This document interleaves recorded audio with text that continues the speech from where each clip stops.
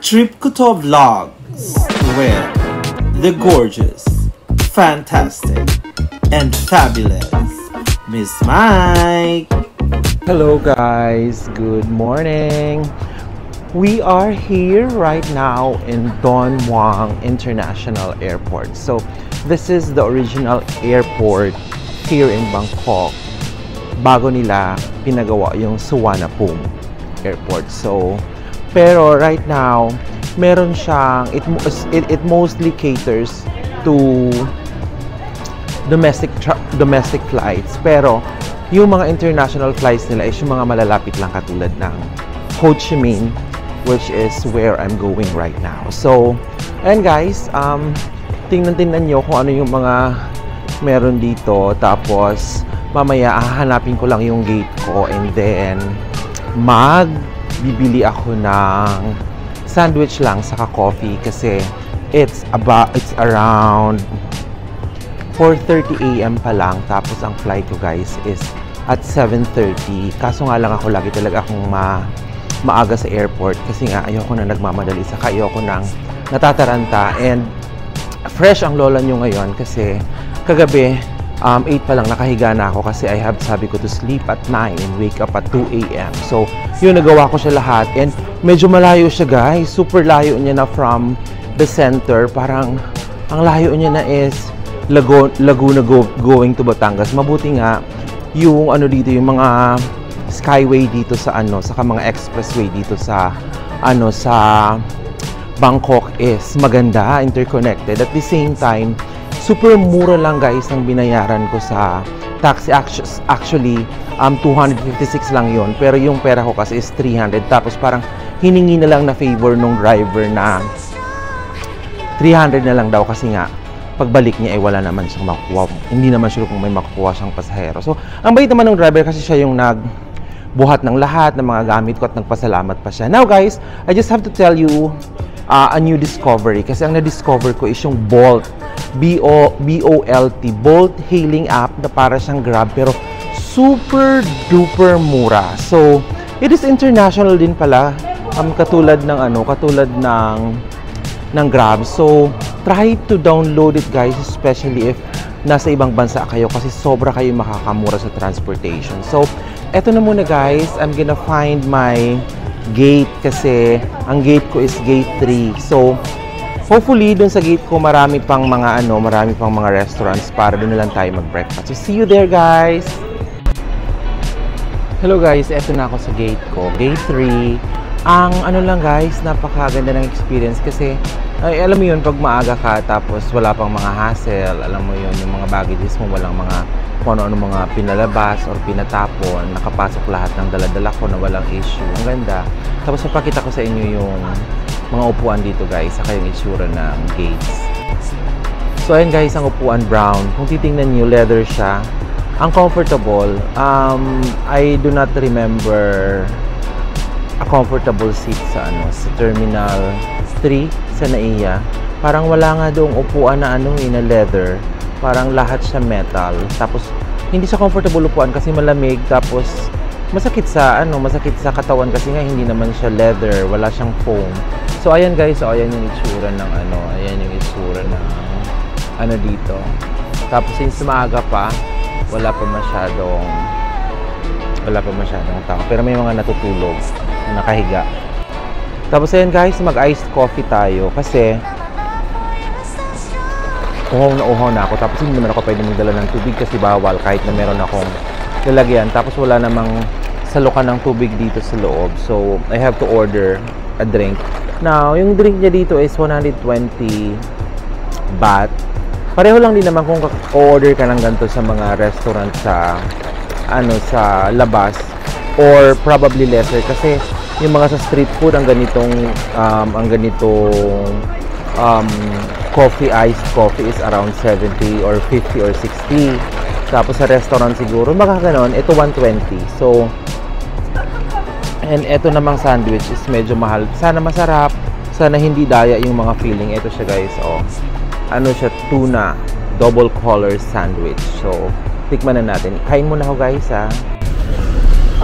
Ayan guys, boarding na kami. Sakto yung flight, hindi siya delayed or anything. So ayan yung pila. Dito ako sa pinaka-last kasi ayoko ng nasa aisle kasi ako. So ayoko nang tumatayo-tayo pa pag may mga uupo pa dun sa loob. So gusto ko, pag upo ko, nandun na sila para wala nang tayo-tayuan. Ayan. Ito na guys. Bus na atin yung going to the plane. Kasi mukhang nasa gitna ata yung aeroplano. So, kailangang puntahan ng mga Kimi Charet. Ayan guys, nakaupo na ang atin yung sa loob ng aeroplano. Busy pa kasi marami pang nag-aayos sa mga bagay nila. So, the plane will leave at 7:30. So, ewan ko kung ilang oras yung biyahe. Siguro, parang ilang oras na dalawa. So, let's see.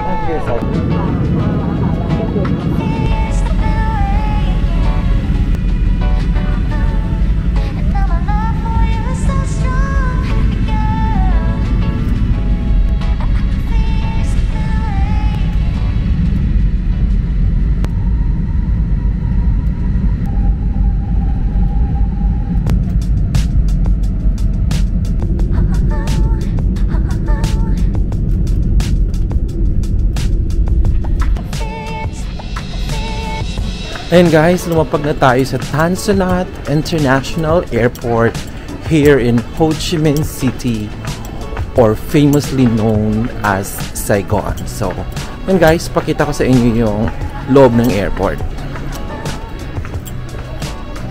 So, ayan. Itong airport nito guys, is simple lang to. Parang, ito pa ata yung airport nila noon pa. Tapos, ang dami din nila dito mga plants. Parang sa Thailand, nagaganda ng mga halaman. So,